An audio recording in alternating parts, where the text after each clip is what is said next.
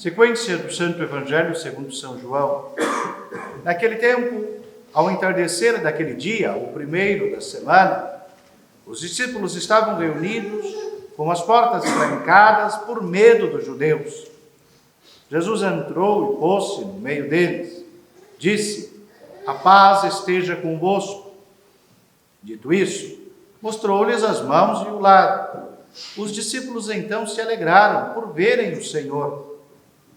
Jesus disse de novo: "A paz esteja convosco. Como o Pai me enviou, também eu vos envio." Isto dito, soprou sobre eles e falou: "Recebei o Espírito Santo. A quem perdoardes os pecados, lhes serão perdoados. A quem os retiverdes, lhes serão retidos." Tomé, chamado Dídimo, que era um dos 12, não estava com eles quando Jesus veio. Os outros discípulos contaram-lhe: "Nós vimos o Senhor." Tomé, porém, disse: "Se eu não vir a marca dos pregos em suas mãos, se eu não puser o dedo nas marcas dos pregos, se eu não puser a mão no seu lado, não crerei." 8 dias depois, os discípulos encontravam-se reunidos na casa e Tomé estava com eles. Estando as portas fechadas, Jesus entrou, pôs-se no meio deles e disse: "A paz esteja convosco." Depois disse a Tomé: "Põe o teu dedo aqui e olha as minhas mãos. Estende a tua mão e toca no meu lado, e não sejas incrédulo, mas crê." Tomé respondeu: "Meu Senhor e meu Deus." Jesus lhe disse: "Porque me viste e creste? Felizes os que não viram e creram." Jesus fez ainda diante dos discípulos muitos outros sinais que não estão escritos neste livro.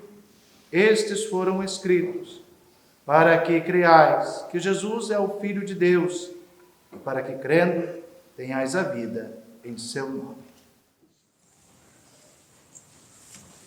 Em nome do Pai, do Filho e do Espírito Santo. Amém. Caríssimos fiéis, nesse domingo, dentro da oitava de Páscoa, domingo em Alves, a Sagrada Liturgia nos quer fazer compreender o mistério da fé, o dom da fé, a virtude da fé, a graça da fé.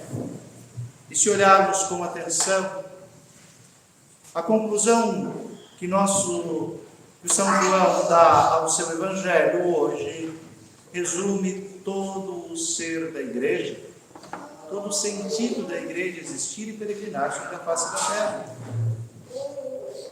O porquê de serem registradas e transmitidas essas verdades reveladas por Deus, para que acrediteis, para que creais que Jesus é o Filho, é o Cristo, Filho de Deus, e para que, crendo, tenhais a vida em seu nome, para despertar a fé. Esta é a missão fundamental da igreja, ao qual o próprio Cristo dá como continuidade da sua. Este é o sentido dos evangelhos estarem escritos. Este é o sentido da tradição apostólica ser transmitida. Tudo está fundamentado na única pessoa de Cristo e na fé nele. Não basta apenas conhecer Jesus, nosso Senhor. Muitos doutores em teologia conhecem passo a passo e sabem até discernir se o verbo era mais para lá ou mais para cá, se era mais no pretérito, se era mais no presente, se era mais isto. Querem até dizer qual a intenção de Jesus inscrita no verbo grego, na declinação própria da conjugação referida, do texto, do papiro, do negócio tal. E São Mateus não serve. Não serve. O conhecimento pelo conhecimento da pessoa de Cristo é insuficiente, é preciso mais, é preciso que creiam, que recebam o dom da fé, que recebam a virtude da fé, que tenham adesão. A fé exige de nós, pessoas humanas, a adesão completa da inteligência. Porque não se pode aderir à fé sem inteligência. A fé é inteligível, é compreensível. A fé é despertada pela nossa inteligência. É preciso aderir com a adesão da inteligência. É preciso também aderir com a consciência. Discernindo, percebendo e vendo, a consciência precisa ceder à fé. E é preciso aderir com toda a liberdade, com toda a vontade, com o amor mais profundo do seu ser. Assim se torna uma pessoa que crê. Nosso Senhor ressuscitado não é que toca uma banda marcial à sua frente saindo do sepulcro. Quer incitar que a fé desperte, e desperte segundo as capacidades que a pessoa humana tem. Nosso Senhor poderia ter ressuscitado e colocado uma trombeta de anjos à sua frente e feito um grande cortejo, muito maior do que aquele da entrada em Jerusalém no domingo de Ramos, só que agora assistido pela corte celeste. Mas isso despertaria a fé? Muito provavelmente não. Talvez o temor ou qualquer outra coisa. Um espetáculo não desperta a fé, porque é violento demais. Não se consegue amar com violência. É preciso que se dê primeiro os sinais. E os sinais do ressuscitado neste domingo são quais? Estamos no mesmo domingo de Páscoa. Quem é a primeira? A primeira a levantar-se antes do sol nascer e pôr-se obstinada em busca de um defunto. Quem? Maria. Maria de Magdala, chamada por nós Maria Madalena. Aquela que vai para ungir o corpo do Senhor e dar as honras que lhe faltaram nas pressas da sexta-feira. Que vê Maria? Um túmulo aberto e vazio. Que faz Maria? Corre a Pedro. Corre a Pedro, porque na cabeça dela, que quer tanto um morto, roubaram o morto, roubaram o corpo.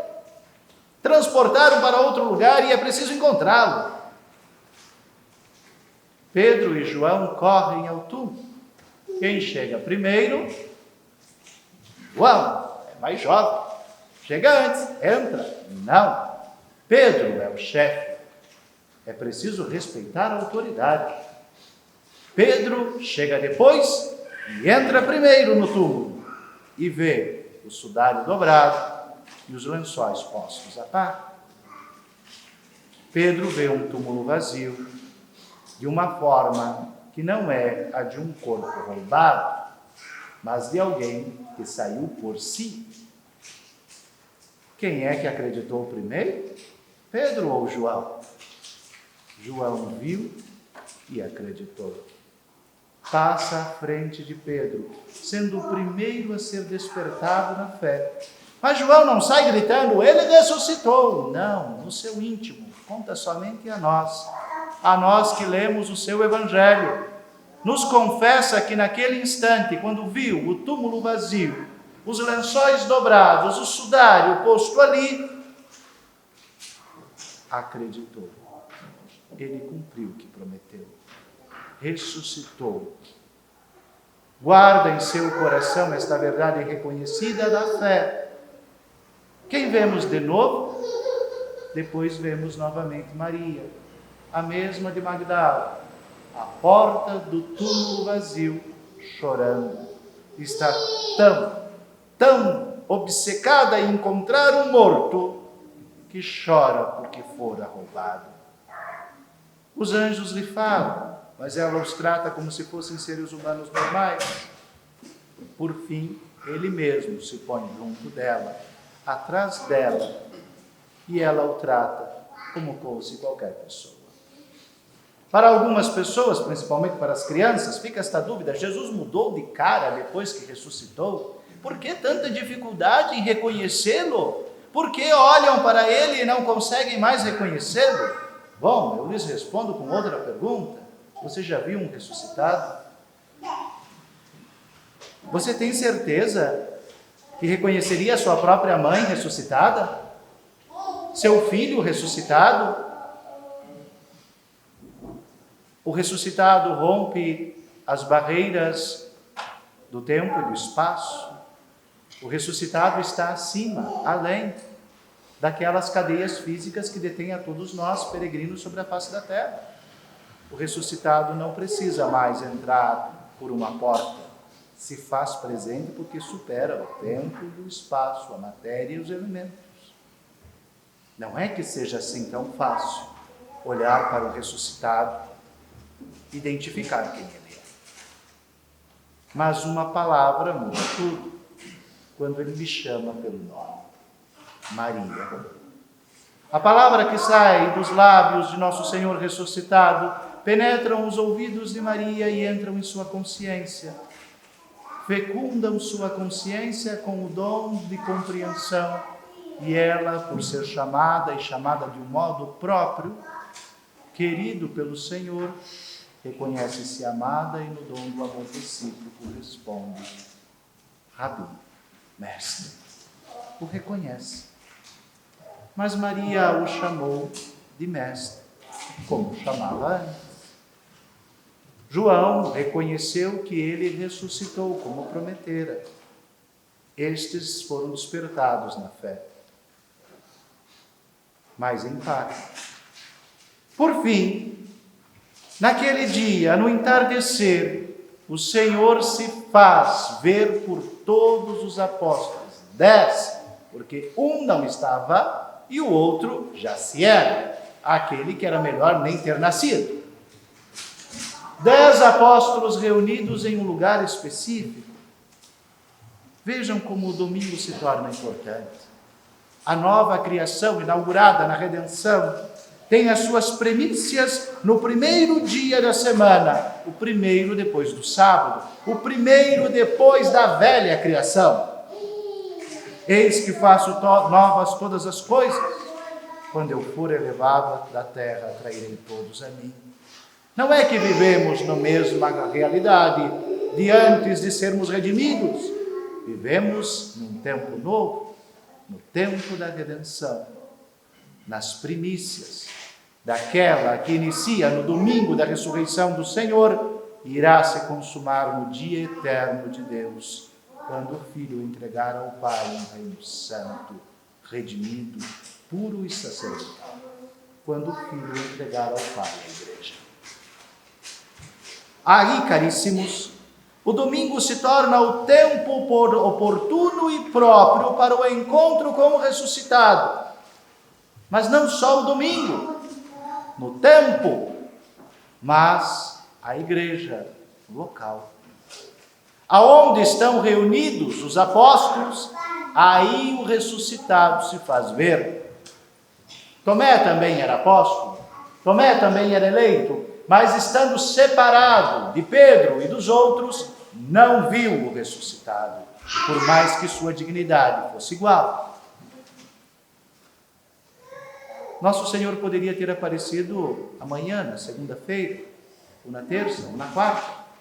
Ele escolheu esperar até o próximo domingo, para que no domingo estivessem novamente reunidos naquele cenáculo, provavelmente o mesmo lugar que Jesus comeu a Páscoa com os discípulos, realizou o lava-pés, instituiu a Eucaristia, ordenou os sacerdotes desta nova e eterna aliança inaugurada em seu sangue.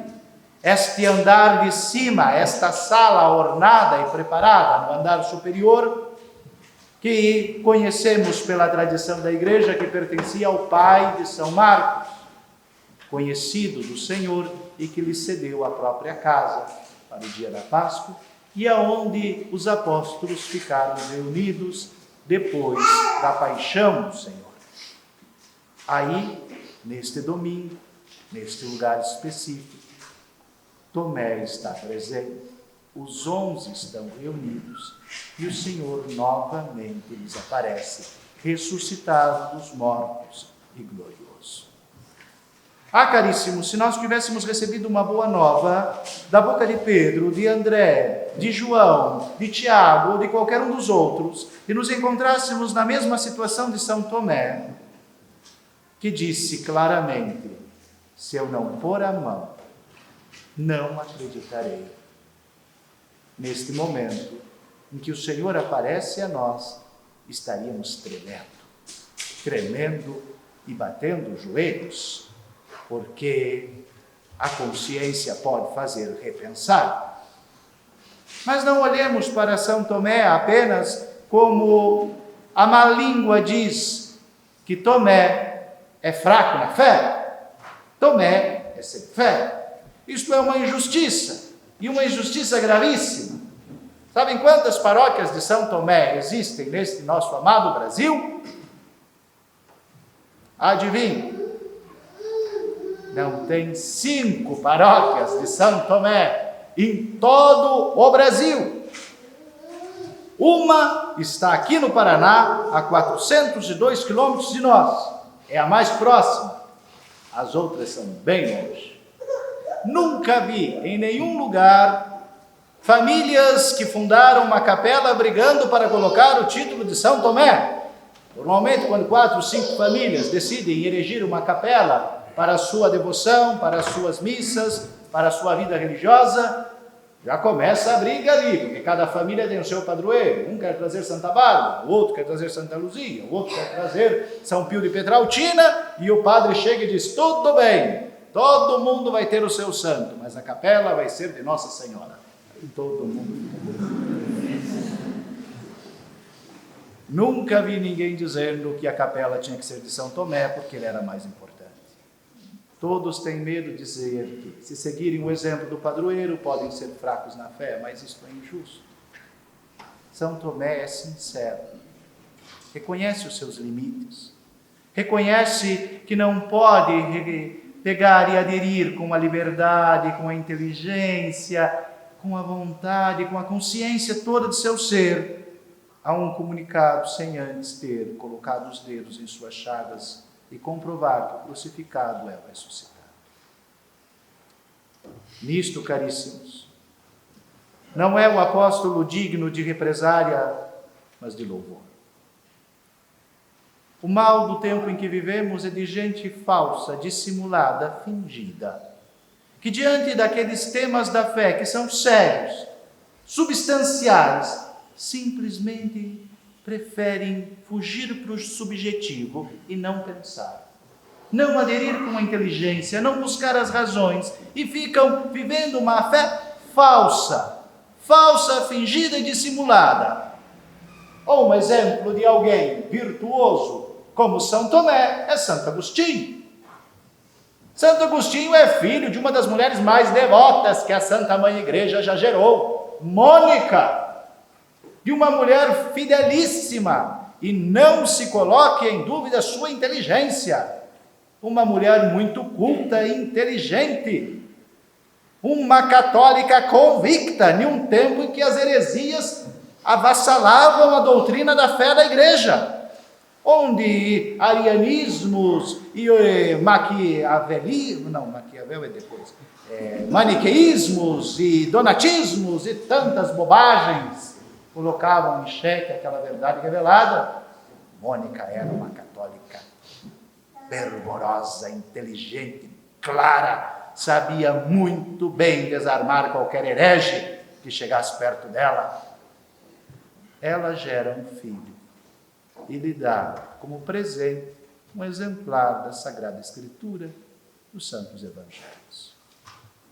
A resposta de Santo Agostinho ao presente da mãe, depois de ter passado os olhos e lido um pouco do texto, foi: isto é mal escrito e indigno de ser lido.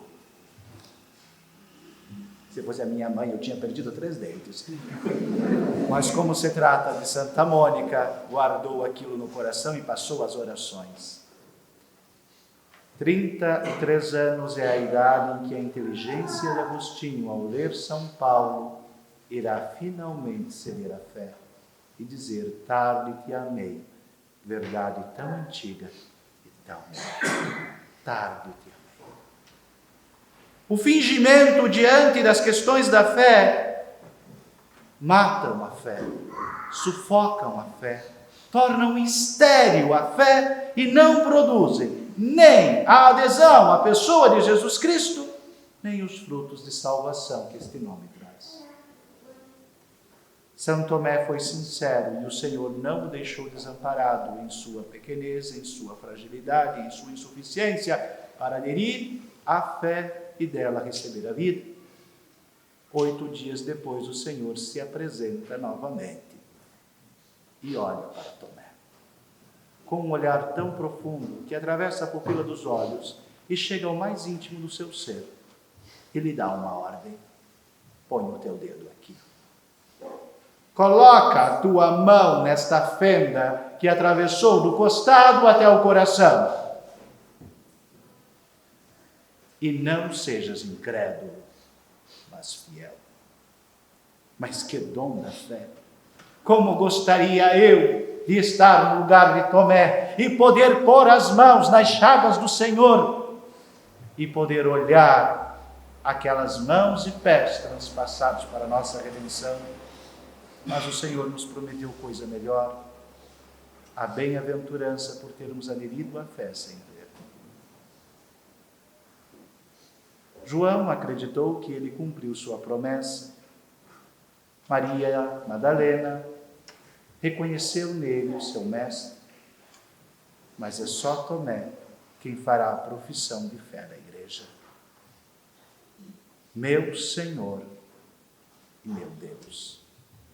Isto que cantaremos agora ao final desta homilia, dizendo que Jesus Cristo é o Filho de Deus, que é Deus de Deus e luz da luz, Deus verdadeiro de Deus verdadeiro, gerado, não criado, consubstancial ao Pai, professando a divindade da pessoa de Cristo no mistério da Trindade Santíssima, sai da boca de São Tomé e é a fé da igreja, e o será para sempre. Vamos fazer uma capela a São Tomé agora? Acho que seria justo e seriam os fiéis mais fiéis que teríamos em nossas comunidades por imitar em virtude de tão sincero, verdadeiro e dedicado apóstolo. São Tomé não pode ser chamado de fraco na fé, mas sincero e forte na fé. Reconheceu Deus no ressuscitado.